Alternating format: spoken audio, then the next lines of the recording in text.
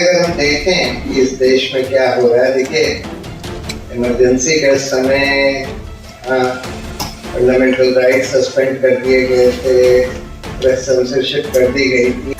जो लोग सरकार की आलोचना कर रहे हैं उनके ऊपर तरह तरह से पाबंदी लगाई जाती है। प्रेस सेंसरशिप चाहे ना हो, लेकिन अभी बीबीसी की फिल्म जो मोदी के ऊपर बनी उसको सेंसर कर दिया गया।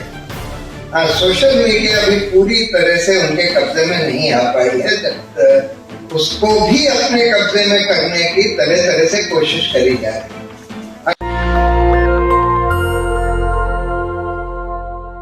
लोकतंत्र में जब तक अभिव्यक्ति की पूरी आजादी ना हो तब तक वो लोकतंत्र आगे बढ़ ही नहीं सकता, क्योंकि जब तक खुली चर्चा हर मुद्दे पर हम ना कर सकें, अपनी राय ना रख सकें, तब तक लोकतंत्र का कोई मतलब नहीं।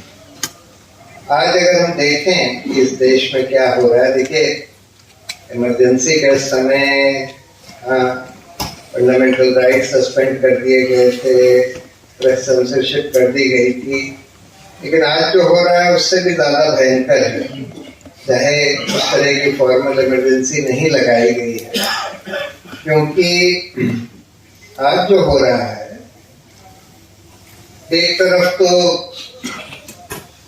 जो लोग सरकार की आलोचना कर रहे हैं उनके ऊपर तरह तरह से पाबंदी लगाई जाती है। प्रेस सेंसरशिप चाहे ना हो, लेकिन अभी बीबीसी की फिल्म जो मोदी के ऊपर बनी उसको सेंसर कर दिया गया।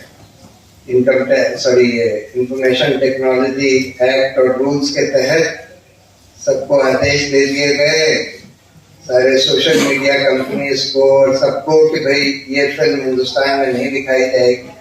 यूनिवर्सिटीज ने छात्रों को रोक दिया, उनके ऊपर लाठीचार्ज कर दिया, उनको गिरफ्तार वगैरह करवा लिया जब वो फिल्म दिखाने की कोशिश कर रहे हैं। बहुत सारे लोगों के ऊपर सेडिशन के मुकदमे चला दिए जाते हैं अगर वो सरकार के खिलाफ बोले। तो जैसे संजय ने बोला कि अभिव्यक्ति की आजादी तो देंगे, लेकिन उसके बाद आजादी होगी कि नहीं, मतलब आपको अरेस्ट कर लिया जाएगा, क्या कर लिया जाएगा, उसका कोई गारंटी नहीं लेता। सबको डराया जा रहा है कि भाई तुम सरकार के खिलाफ कुछ नहीं बोलो। अभिव्यक्ति की आजादी का एक बहुत बड़ा पहलू होता है प्रेस फ्रीडम, मीडिया फ्रीडम।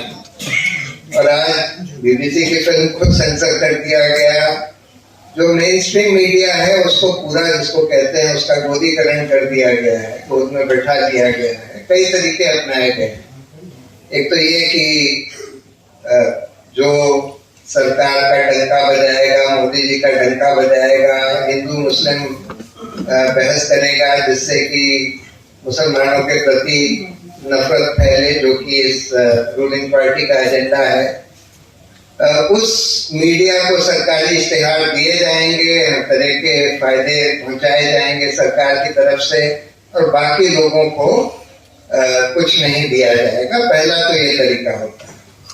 जो उससे काबू में आ गए वो ठीक है, जो नहीं काबू में आए उनके खिलाफ इनकम टैक्स, ईडी, सीबीआई, इन सारी एजेंसीज को इस्तेमाल किया जाएगा। और ये हमने देख लिया एनडीटीवी वगैरह के केस में, कुछ को खरीद लिया जाएगा, दबाव डाल के खरीद लिया जाएगा। तो मीडिया, जो मेन स्ट्रीम मीडिया है, उसको करीब करीब पूरी तरह से सरकार ने अपने कब्जे में कर लिया है। हाँ, सोशल मीडिया भी पूरी तरह से उनके कब्जे में नहीं आ पाई है, जब उसको भी अपने कब्जे में करने की तरह तरह से कोशिश करी जा रही है।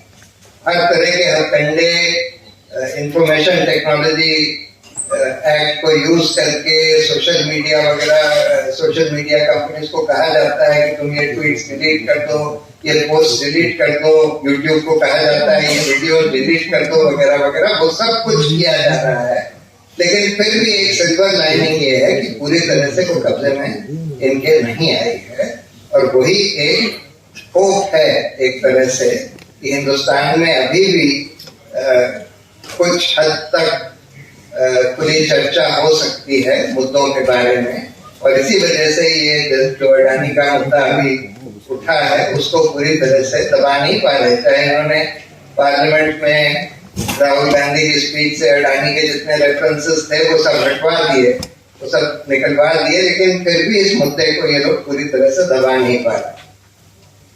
एक और पहलू होता है अभिव्यक्ति की आजादी का, जो सुप्रीम कोर्ट ने बोला है कि अभिव्यक्ति की आजादी का कोई मतलब नहीं है जब तक कि सूचना का अधिकार ना, जब तक हर नागरिक को यह अधिकार ना मिले कि सरकार में क्या चल रहा है, अथॉरिटीज क्या कर रही हैं, उसकी पूरी सूचना ना मिले, तब तक अभिव्यक्ति की आजादी का कोई खास मायने नहीं है।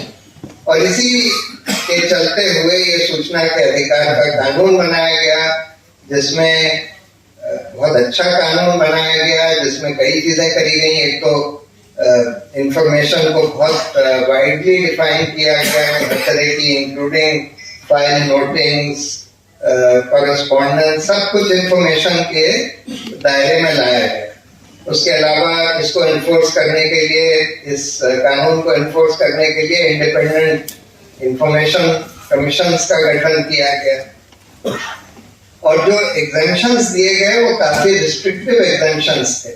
ये ठीक है कि हर तरह के लेजिटिमेट कारण की वजह से ये उसमें नहीं बोला गया कि हर तरह की इंफॉर्मेशन उपलब्ध होगी, लेकिन जो रिस्ट्रिक्शन उसमें लगाए गए, जो एग्जेम्पशंस लगाए गए, वो थोड़े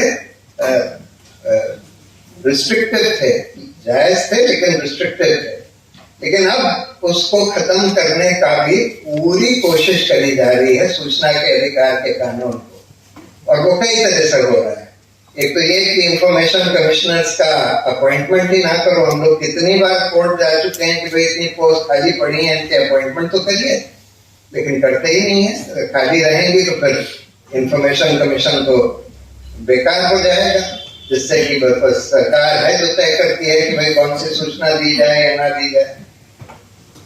दूसरी बात कि इंफॉर्मेशन कमिश्नर्स ऐसे अपॉइंट करो जो कि सरकारी हो, यानी कि सरकार के ही लोगों को रिटायर होने के बाद जो लोग सरकार में वो सब काम कर रहे थे जिसकी सूचना लोग जानना चाहते हैं, उन्हीं लोगों को इंफॉर्मेशन कमिश्नर्स बना दिया गया।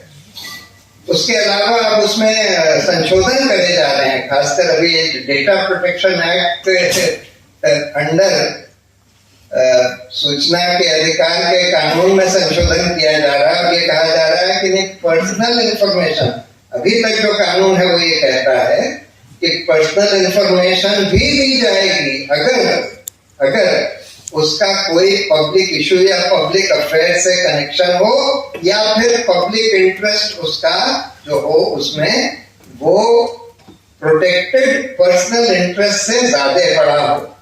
लेकिन अब ये डेटा प्रोटेक्शन एक्ट में कह रहे हैं कि कोई भी पर्सनल इंफॉर्मेशन हो वो नहीं दी जाएगी। यानी कि किसी अफसर के भ्रष्टाचार के बारे में अगर आप पता लगाना चाहते हैं कि उसके खिलाफ क्या एक्शन लिया गया, तो बोलेंगे नहीं ये तो पर्सनल इंफॉर्मेशन है, ये नहीं दी जाएगी। तो हर तरह से सूचना के अधिकार के कानून का गला घोटा जा रहा है, और ये भी अभिव्यक्ति की आजादी पर एक बड़ा हमला है। तो मैं आप लोगों का ज्यादा टाइम नहीं लूंगा, यहाँ पर बहुत बढ़िया लोग हैं बोलने के लिए। मैं यहीं पर अपनी बात को विराम देता हूँ। बहुत बहुत धन्यवाद। नेशनल दस्तक की आपसे गुजारिश है कि अगर इसको बचाना चाहते हैं तो नेशनल दस्तक को सब्सक्राइब करने के लिए रेड कलर के सब्सक्राइब बटन को दबाएं, फिर बेल आइकन की घंटी दबाएं। नेशनल दस्तक को बचाने के लिए बहुत जरूरी है कि हर खबर को शेयर करें, लाइक करें, कमेंट जरूर करें।